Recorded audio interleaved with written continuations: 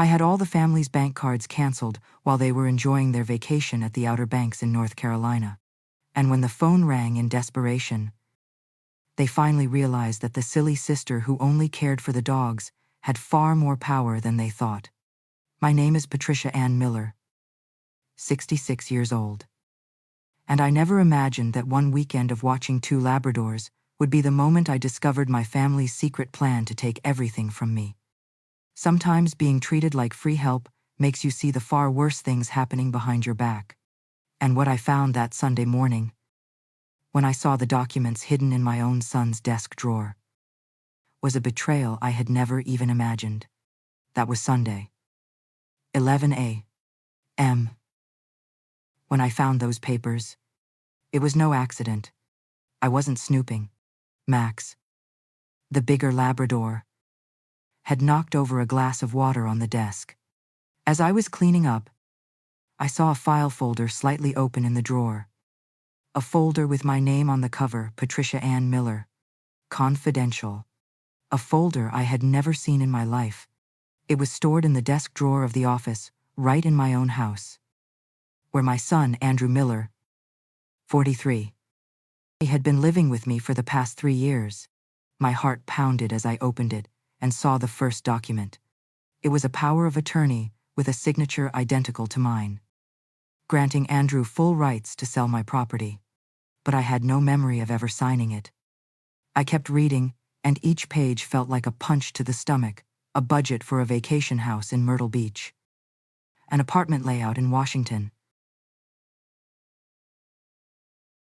and worst of all, a preliminary contract for a high-end senior living community with a deposit of $25,000 taken from my own account.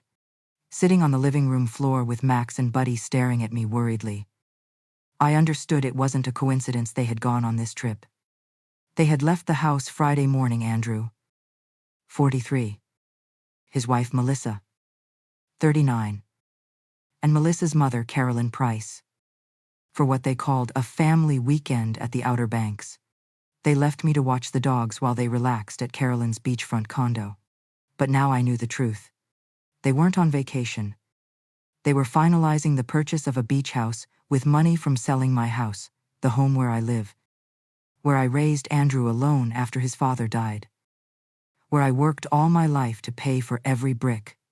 With trembling hands, I kept searching through the folder.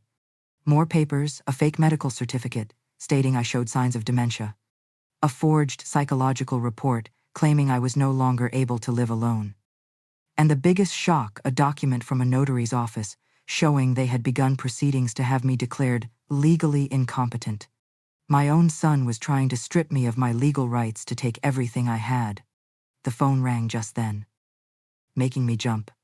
It was Andrew calling from the beach, his cheerful voice unaware that his plan had been exposed.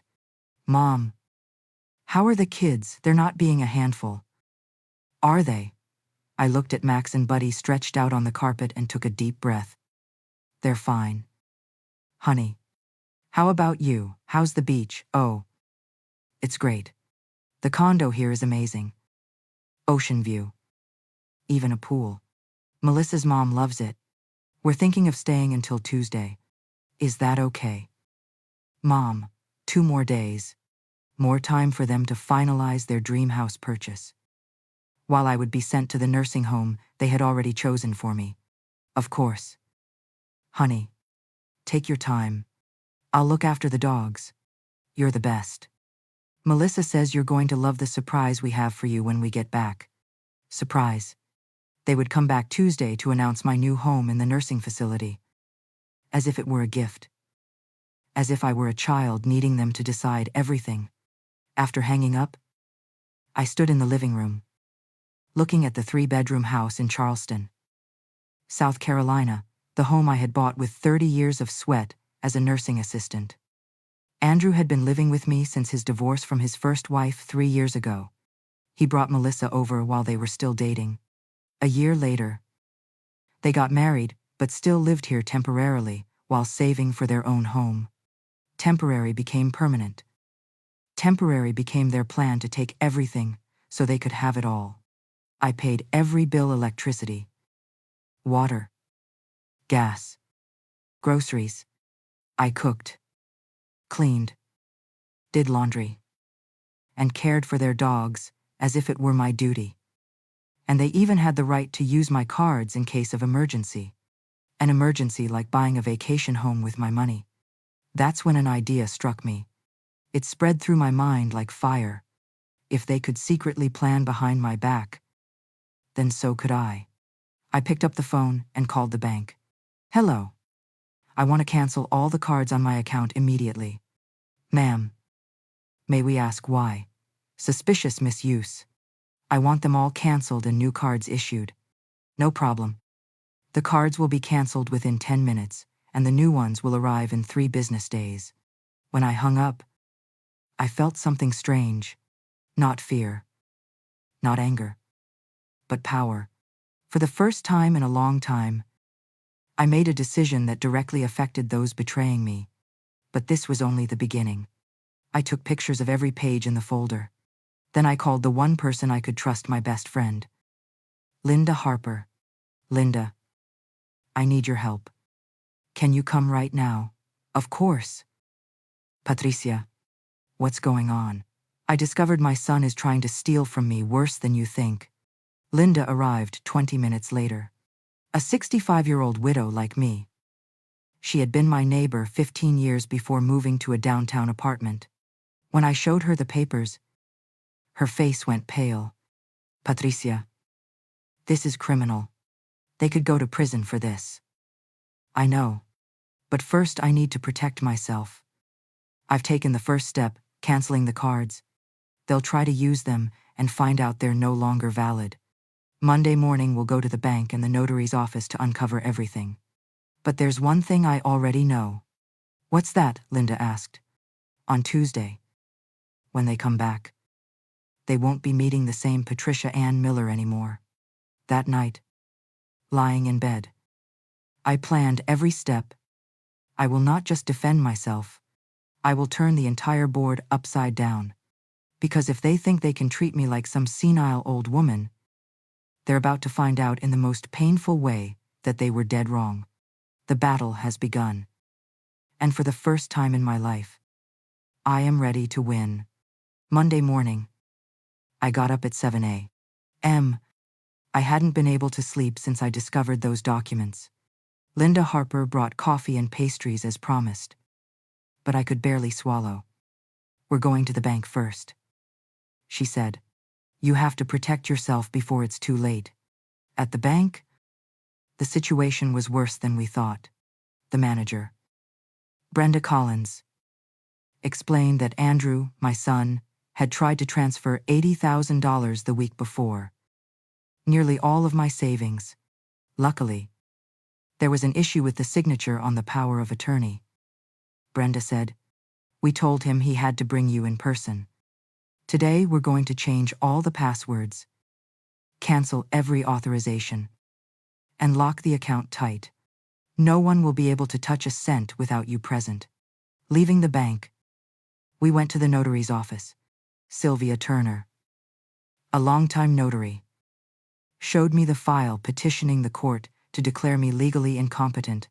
According to the documents, I had progressive dementia and needed a guardian. And that guardian, of course, would be Andrew. If this file is approved, Sylvia explained, your son will have full control over all of your assets. We came back home late in the morning. I was mentally exhausted but knew the worst was still ahead. Linda stayed with me. We cooked a simple lunch and sat waiting for the moment they would find out the cards no longer worked. We didn't wait long. At 2:30 p.m., my phone rang. I saw Andrew's name on the screen, and my heart pounded. Linda signaled for me to answer. Hello. Mom. Andrew's voice was desperate, almost shouting. Mom, the cards don't work. None of them work. I took a deep breath. The moment I had waited for all weekend had come. Which cards? Honey, your account cards.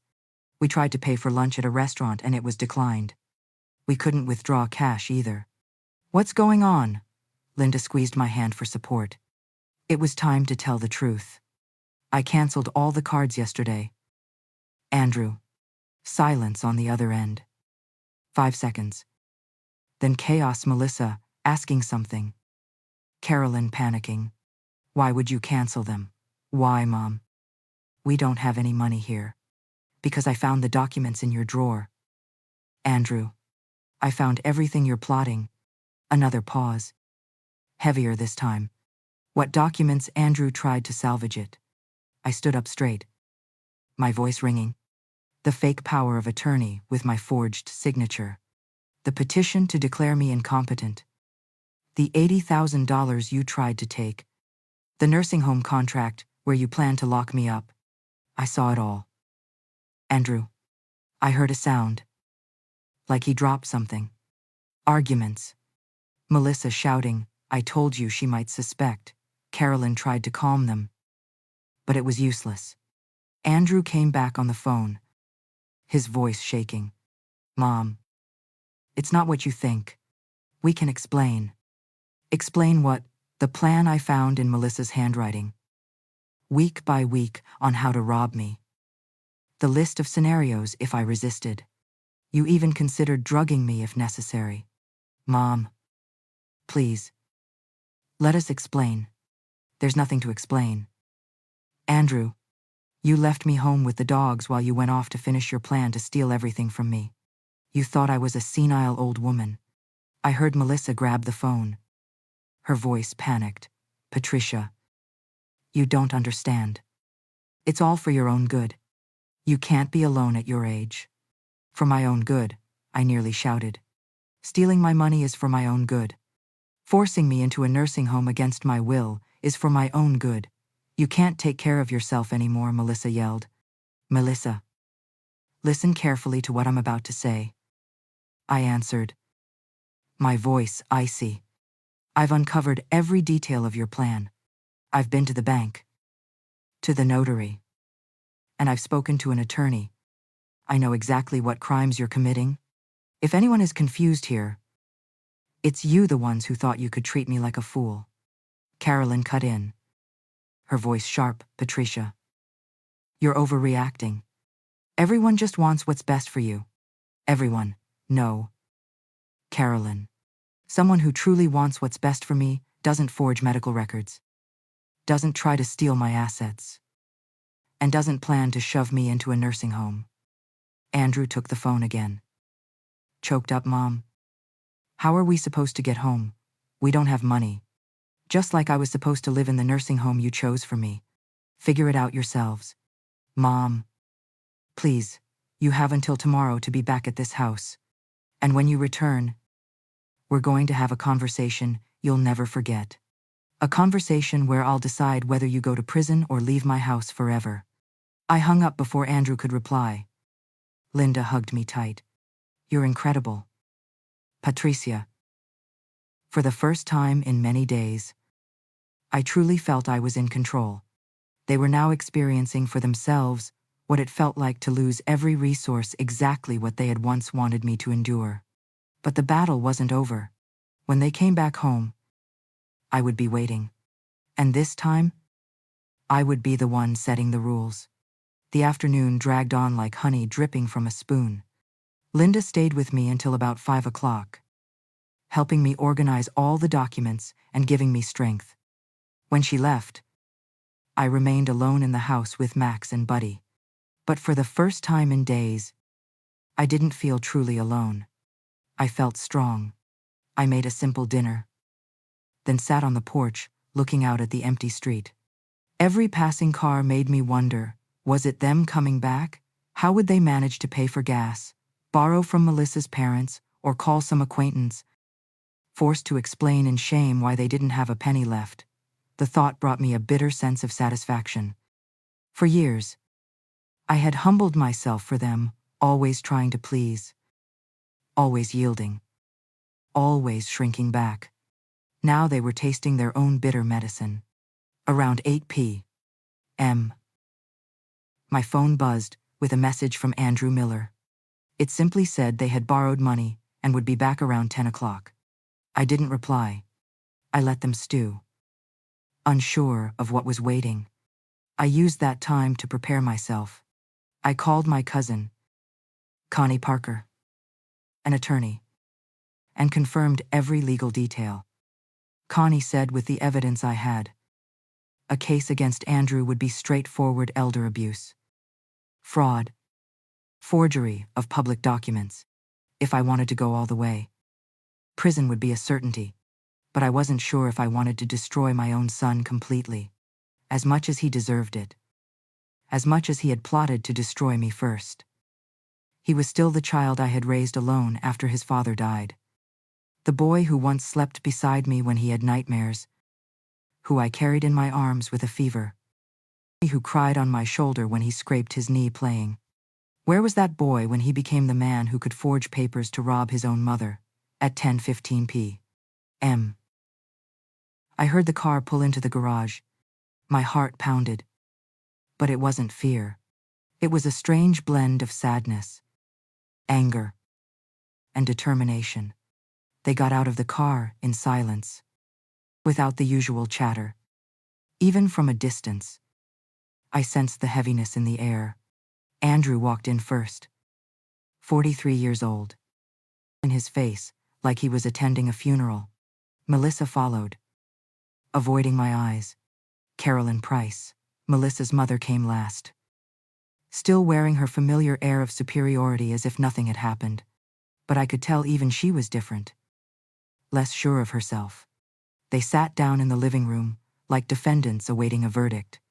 Andrew took his usual armchair, but now he looked small, shrunken. Melissa leaned against the wall, fidgeting with her phone.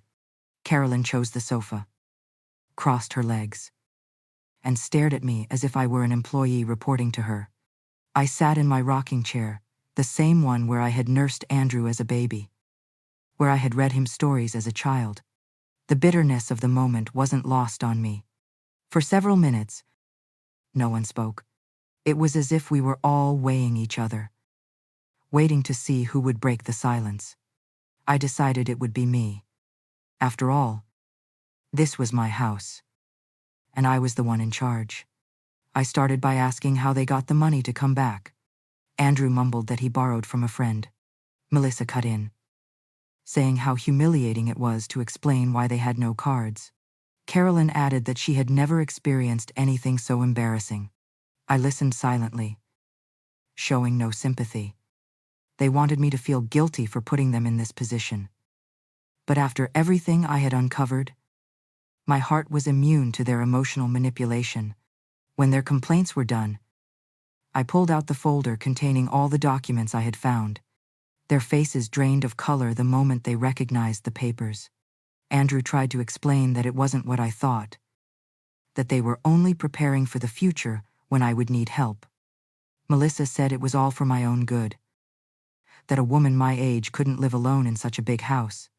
Carolyn was more blunt, insisting they had the right to plan for my future, that children taking care of aging parents was natural, and that I was overreacting. That was when I lost my patience. I stood up and laid out every single point: the forged power of attorney with my signature, the incompetency petition built on fake medical reports, the attempt to steal $80,000 from my account, the detailed plan to force me into a nursing home against my will, and worst of all, the list of problems to solve, including drugging me if I resisted. With every word I spoke, their faces turned paler. Andrew tried to cut in, to explain each point, but I didn't let him. I told them I had spent the whole weekend uncovering the truth, and now they would hear it all. When I finished, silence fell over the living room again. But this time it was the silence of guilt and shame, especially for Andrew. His eyes brimmed with tears, and he seemed to shrink deeper into the armchair. Melissa was the first to break the silence, rushing to defend herself. She said I had misunderstood everything, that they would never harm me, that the nursing home they chose was top of the line. Carolyn nodded, adding that women my age were better off cared for in specialized facilities, with nurses and doctors nearby. I let them talk. I let them hang themselves with their own words. When they stopped, I asked if they thought I was stupid. If they truly believed, I wouldn't realize they were plotting to steal from me. Andrew finally spoke. His voice choked. He said he never wanted to hurt me. That everything had gotten out of control. That Melissa and her mother had convinced him it was the best way. He tried to blame the two of them. Like a cowardly child pointing at friends when caught doing something wrong. But I was no longer the mother who always shielded her son from the consequences of his own actions. I was a woman who had just discovered her own family had planned to destroy her. I explained to them that I had spent the entire day consulting with an attorney and learning my rights. That crimes against the elderly carry prison terms from 2 to 8 years. That forging public documents can add another 2 to 6 years. That fraud can tack on 5 more. I saw the despair on their faces as they realized I wasn't bluffing. That I was no longer the naive old lady who signed papers without reading them. That I knew exactly which crimes they had committed and the penalties for them. Mrs. Carolyn Price tried to argue that no judge would convict children who only wanted to take care of their mother. I replied that she might be right, if it weren't for the handwritten list detailing a plan to drug me. That turned care into kidnapping and unlawful confinement. Right then, my son Andrew Miller completely broke down. He began to cry. In a way I hadn't seen since his childhood. Andrew begged for forgiveness. Said he'd been stupid. That he never should have listened to the two of them. He pleaded with me not to call him a criminal. He said he couldn't bear going to prison. That his life would be ruined. Seeing my son like that made my heart ache. I won't deny it. But at the same time, I remembered how he had coldly planned to destroy my life without hesitation. I remembered the meticulous, a chilling plan where I was nothing more than an obstacle to be removed. Melissa and Carolyn realized they were losing control of the situation. They played their last card, threatening that if I made a big deal out of this, everything would only get worse. Neighbors would gossip. The family would be shamed. They said I should think carefully. That was the moment I knew I had fully reclaimed my power. I told them the ones who should have thought carefully were them. Before plotting to rob me. That I felt no shame because I had done nothing wrong. And the only ones who should feel ashamed were them. Then I delivered my ultimatum. You have until the end of the week to leave my house. I said, looking straight at Andrew and Melissa. You may take your personal belongings, but nothing else. Max and Buddy will stay with me. Because I've cared for them better than their actual owners.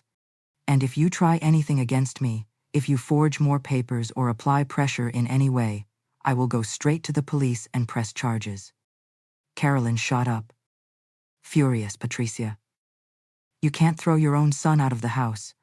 I absolutely can. This is my house. In my name. And I pay every bill. As for you, Carolyn, you can leave immediately. You don't live here. The desperation on Andrew and Melissa's faces was almost tangible. Andrew begged for more time, saying they needed to make arrangements. Melissa wept, saying how humiliating it was to be married and have to go back to her mother's house. Carolyn, who had always kept her air of superiority, finally lost her composure when she realized she'd have to take her daughter and son-in-law back in.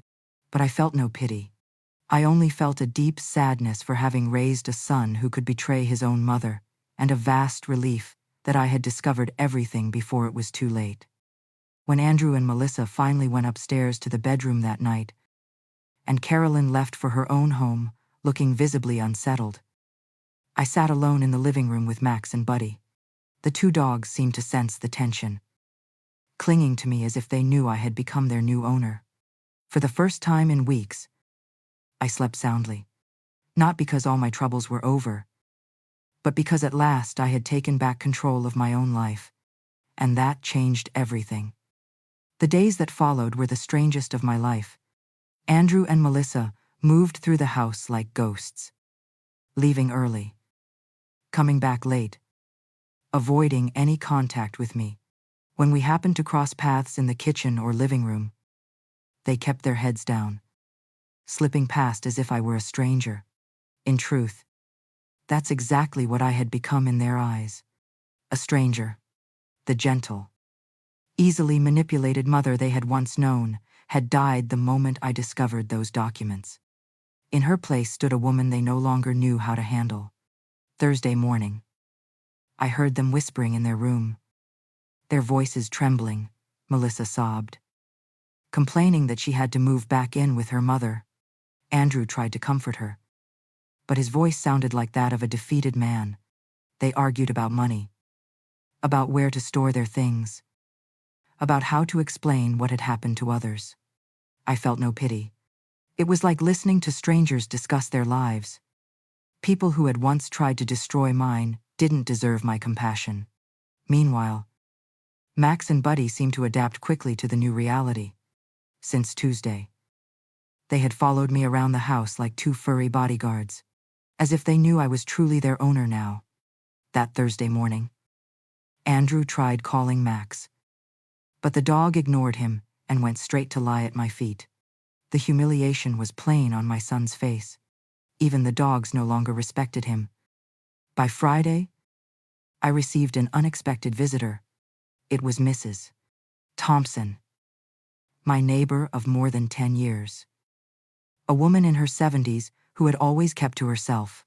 She rang the bell around 2 p.m., holding a tray of brownies. "Patricia, may I talk with you?" she asked, her face full of hesitation. We sat on the porch, drinking coffee and eating brownies. Mrs. Thompson fidgeted with her cup before speaking. She said she had noticed unusual activity at my house, that she had seen Andrew and Melissa loading boxes into their car. She wanted to know if everything was all right. I decided to tell her the truth. Not every detail, but enough for her to understand that my son had tried to harm me and that I was taking action.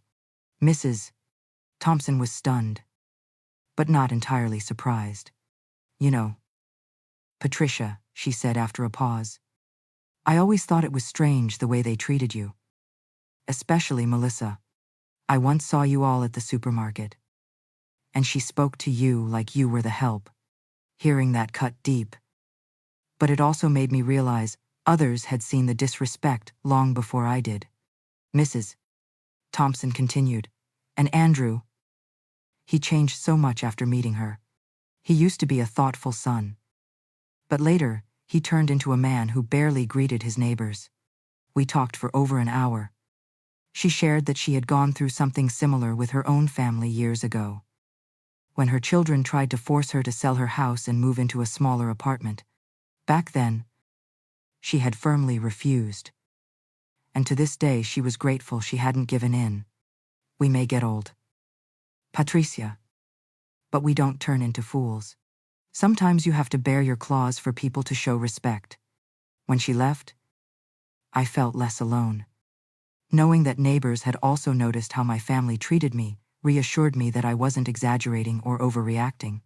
I was simply responding to a situation outsiders had already seen clearly. Saturday, Andrew tried one last move. He came to me in the kitchen while I was preparing dinner, wearing the lost child look that used to soften me in the past. "Mom, can we talk?" I kept stirring the pot of beans without looking at him. "If you're here to ask me to change my mind, don't. No. Not that. I just want to explain how it all started." I turned off the stove and faced Andrew. There was something different in his posture, a humility I hadn't seen in a long time. I decided to listen. Andrew began by saying it all started when Carolyn Price planted the idea in Melissa's mind. He said his mother-in-law had always thought it was unreasonable for a woman my age to live alone in such a big house, that it was dangerous, that I needed specialized care. At first, Andrew resisted, but Melissa pushed every day. She said it was for your own good, Mom, that you'd be happier in a place with people your age, with activities, with medical care. "And you believe that?" I asked. He lowered his head. "I wanted to. It was easier than admitting we cared about the money. That was the confession I had been waiting for. At least he was honest enough to admit money was part of the motive. Andrew went on to explain how the plan escalated. At first, it was just the idea of putting me in a nursing home. Then Carolyn suggested they could use the money from selling my house to buy beachfront property as an investment. Melissa researched guardianship procedures and discovered that with medical reports, they could gain legal control over my assets. Things just kept sliding downhill. Mom. Each step seemed reasonable at the time. We convinced ourselves we were doing the right thing. And those fake reports, did they just slide downhill too? He flushed. He said Carolyn knew a doctor from church whom she persuaded to sign the reports without ever examining me. Relying only on the family's word. He thought he was helping. Mom. Carolyn is very persuasive. And what about you? Andrew, did you also think you were helping me when you forged my signature on the power of attorney? He couldn't answer. He stood there, wringing his hands the same way he used to after getting into trouble as a child. But this was no child. This was a 43-year-old man who had planned to rob his own mother. Still, looking at him then, my heart ached. He was my son. After all, the boy I had raised on my own, who had relied on me for everything all those years. Yet at the same time, I remembered how he had treated me lately like a burden. Is a problem to be solved. Andrew, I said, sitting down at the table. Do you know what the worst part of all this is? No. Mom. Not the plan to rob me. Not the forged documents. It's that you thought I was some helpless old woman who didn't understand. That you saw me as an obstacle. He started to protest. But I raised my hand for silence. For years, I lowered myself to please you. I cooked. I cleaned. I paid the bills. I took care of the dogs, all just to feel useful. And you saw that as weakness. As helplessness. Mom. I never thought you were helpless. Yes. You did. Andrew. Otherwise you wouldn't have believed you could trick me so easily. He fell silent, weighing every word I said. When he finally spoke again, his voice cracked. I ruined everything. I lost the best mother in the world because of greed. It wasn't greed that made you lose me, son. It was disrespect. Sunday. The last day of the deadline I gave them. The whole house turned into an organized mess. Andrew and Melissa spent the entire day packing boxes, sorting clothes, deciding what to take and what to leave behind. I sat on the porch, sipping coffee and working a crossword puzzle, watching it all like a movie. Melissa cried as she folded clothes. Andrew, gloomy-faced, carried boxes out to the car. Carolyn came in the afternoon to help. But the air was so heavy that even she stayed silent most of the time. Around 5 p.m., they loaded everything into the car. The house that had held 3 adults and 2 dogs for 3 years suddenly felt wide and quiet. But not empty. It was as if the house itself was exhaling, finally able to rest. Andrew was the last to say goodbye. He stopped at the porch where I sat, his eyes red, his face showing an expression I had never seen before: sadness, shame, and maybe even a hint of respect. Mom, I want to apologize one more time for what we did, for how we treated you, for everything. I looked at him without standing. My son was there, but he was also gone. The man in front of me was a stranger who had once tried to destroy me. Yet at the same time, he was still the boy I had poured my whole heart into raising.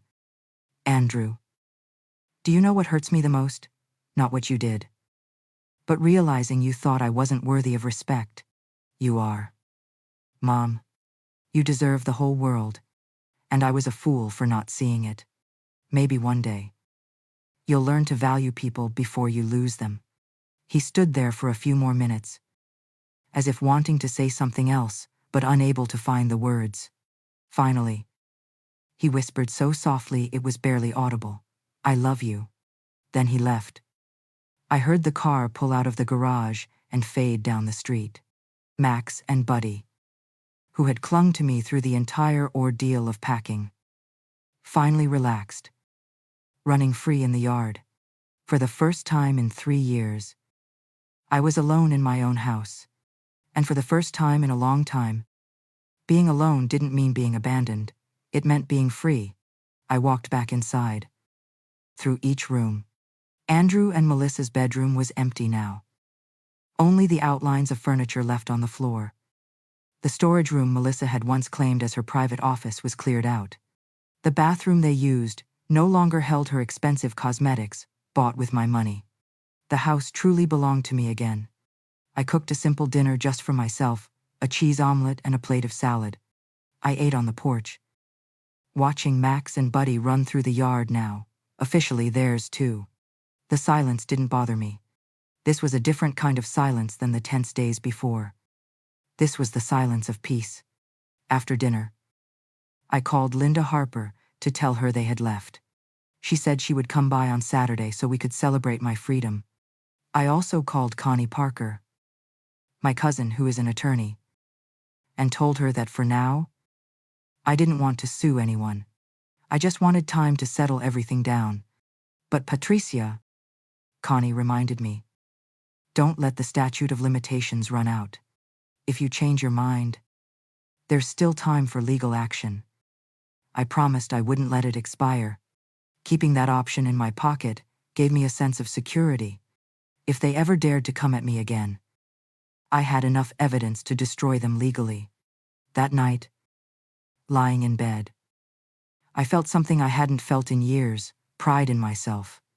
I had faced brutal betrayal and come out victorious. I had discovered a strength I never knew I had. I had learned to value myself and demand respect. At 68, I was beginning a new life. A life where I was the main character. No longer the one standing in the background. A life where my needs mattered just as much as anyone else's. A life where I finally understood the difference between loving someone and erasing myself for someone. And for the first time in decades, I drifted off to sleep with a smile on my face. 6 months have passed since Andrew and Melissa left my house. 6 months that changed my life in ways I never imagined at 68. Today, as I share this story with you, I look around and see a woman entirely different from who I once was. The first week after they left was an adjustment. The house felt so big without them, but not empty. It was as if it could finally breathe after years of suffocation. Max and Buddy quickly adapted to the new rhythm. Now they sleep right in my room. Something Melissa never allowed while she lived here. She used to say it was unsanitary. That dogs didn't belong on the bed. Nonsense. My 2 furry friends gave me more love and companionship than the family who lived under my roof for 3 years. The following Saturday, Linda visited me as promised. She brought a chocolate cake and a bottle of sparkling wine to celebrate what she called Liberation Day. We sat on the porch talking about plans for the future. Patricia, do you realize how much you've changed? Linda asked as she poured the wine. You have an energy I haven't seen in years. It was true. I felt more alive, more excited, more engaged with everything around me. As if I had woken up from a long sleep and could finally see the world clearly. I decided to use that new energy to change the house. I started with the room that used to be Andrew and Melissa's. I turned it into a studio, a painting space. I had always wanted to learn to paint. So I bought paints, brushes, and canvases. At 68, I became a beginner artist. My first painting was of the garden, seen from the kitchen window. It wasn't perfect, but it carried deep meaning. It was the view of a free woman painting her own life. I also remodeled the bathroom they had used. I threw out all of Melissa's expensive cosmetics she had bought with my money. In truth, I think Melissa expected I would call her so she'd have an excuse to come back for her things. But I never called. Instead, I turned it into a cozy guest bathroom with plants and colorful towels that suited me. Not her. And the first guest to use that new space turned out to be an unexpected one. 2 months after they left, the doorbell rang one Thursday afternoon. When I opened the door, it was Andrew. Alone. He looked completely different, thinner, unshaven, clothes wrinkled. He looked like he had aged 10 years in just 2 months. He asked to talk. And against my first instinct, I let him in. We sat in the living room, and him in his familiar armchair, from me in my rocking chair. Max and Buddy immediately sat beside me like two silent bodyguards. Andrew tried to pet Max, but the dog completely ignored him. "Mom, how are you?" he asked. And for the first time in years, I heard real gentleness in his voice. "I'm very well. Andrew, better than I've felt in a long time." He looked around, noticing the changes in the house, the new plants, the paintings I had hung on the walls. The house looked so different. Beautiful. Full of life. "I fixed it myself," I replied. Andrew told me about his life. Living in Carolyn's house had become a nightmare. His mother-in-law blamed him for everything. Said all the ideas were his. That he had manipulated her daughter. Melissa defended him sometimes, but other times accused him too. The atmosphere was so toxic, he could hardly stand being there. And things only got worse when Carolyn discovered that the doctor she had persuaded to sign those false reports was now at risk of being sued. She's desperate. Afraid of being arrested. Andrew sighed. How ironic that now they were afraid of going to prison. When they were planning everything, they never thought I would fight back. Melissa filed for divorce last week. Andrew continued, his voice breaking. She said she can't even look at me anymore. That I ruined her family. I felt no pity, only a distant sadness. Like hearing about a stranger's tragedy. Andrew had made his choices. Now he had to reap the consequences. Why did you come here? Andrew, to truly ask for forgiveness. Not the desperate pleading from the day you found out everything, but a clear-headed apology from a man who understands the seriousness of what he's done. He cried. But this time it wasn't self-pity. It was genuine remorse. He said he had spent 2 months thinking over every moment of the past 3 years, trying to understand how he could go so far as to betray his own mother. I became a man you didn't raise. I let people who saw you as an obstacle influence me. And worst of all, I started to see you that way too. Why do you think it turned out like that? I asked. Because it was easier.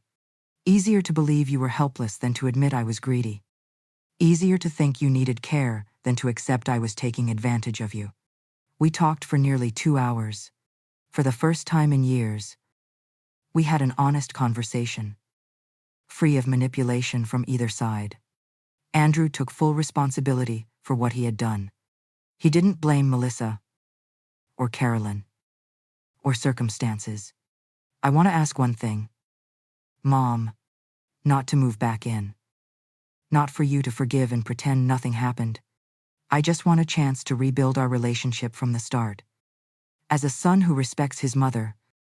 As a man who values the strong woman you are. As someone who wants to learn how to have a healthy relationship with you. I looked at the 43-year-old man crying in my living room and tried to find the boy I once raised. He was still there. Buried under layers of selfishness and greed. But still there. Andrew.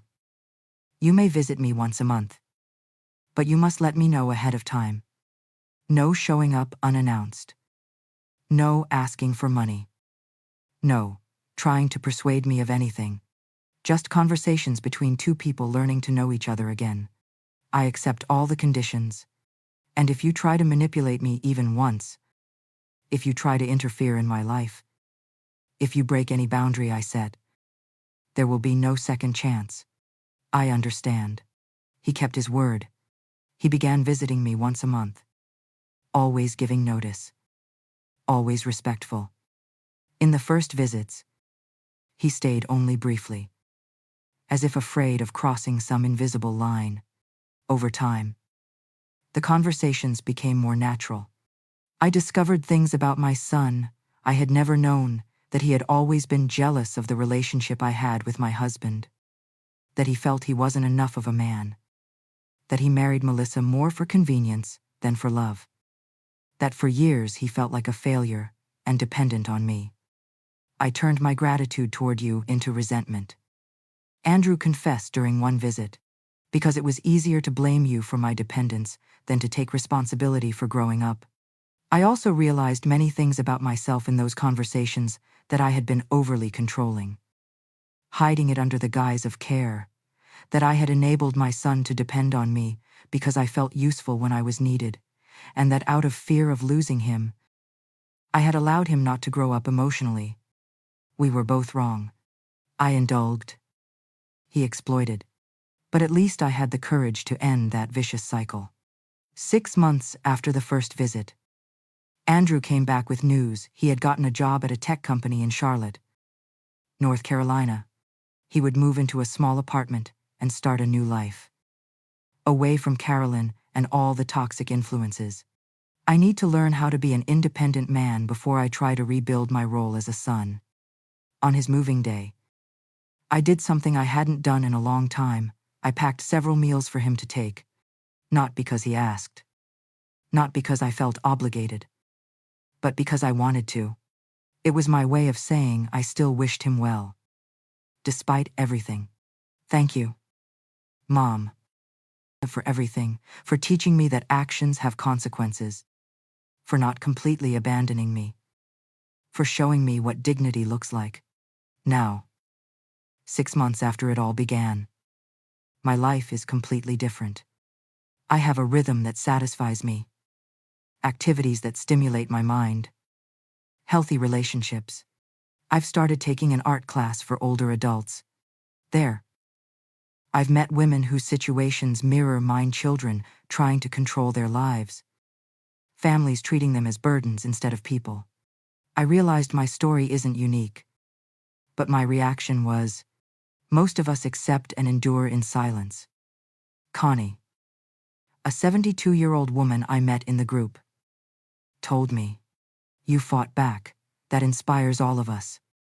I gradually became an informal mentor in the group. Many women came to me to share their family stories, to ask for advice on handling manipulative children or disrespectful grandchildren. I always said one thing: respect must be demanded, not begged for. Max and Buddy are healthy, big, and happy. The backyard, once just a walkway, that is now their playground. I built them a little house with soft cushions and toys. Neighbors remark they've never seen dogs so well cared for. They're lucky to have found you. Sonia, a longtime neighbor, said to me the other day, "Actually, I'm the lucky one for having them." I replied, "They taught me that loyalty and love don't depend on blood." Andrew calls me weekly from Charlotte, telling me about his new job, how he's learning to handle his own life, that he's in therapy to understand the behavioral patterns that led to everything. He no longer mentions coming back or living with me. He understands our relationship is now between two independent adults, not between a dependent child and a nurturing mother. Melissa tried to reach me a few months ago, saying she wanted to clear up misunderstandings and heal the family. She said she was in the process of divorcing and going through a hard time, needing my support. I told her she had made her choice when she joined the plan to steal my assets. That support is built on respect, and she had never respected me. Our paths no longer cross. She left in tears, saying I was being resentful. Maybe I was. But I had learned that forgiveness does not mean allowing someone who betrayed you to re-enter your life. Carolyn has never shown up again. I heard from neighbors that she's very nervous, afraid of being sued over the false documents, that the doctor who signed the fraudulent medical reports could lose his license, that the whole affair has turned into a scandal in her social circle. Sometimes I feel pity. Sometimes I think maybe I should forget everything and move on. But then I remember the handwritten plan planning to lock me up by force. The list calculating to medicate me if I resist, and I know I chose right. Some betrayals are unforgivable, not out of hatred, but out of self-respect. Today, as I end this story for you, I'm sitting on the porch, watching Max and Buddy play in the yard. The sun is setting, painting the sky with colors I'll try to capture in my next painting. The house is now full of life. My plants, my books, my music, my colors. I'm a 68-year-old woman who has discovered it's never too late to start over. I've learned the difference between loneliness and freedom. And I've learned that true family is made of those who respect you, not just those who share your blood. If someone asked me whether I regret how I responded if I was too harsh, if I should forgive and forget, the answer would be no. At 68, I understand that respecting yourself isn't cruelty, it's survival. And for the first time in my life, I am truly living. If this story touches your heart, please leave a like, subscribe to Shattered Trust, and comment below if you were in my position. What would you do? Who knows? Your message might brighten someone's day.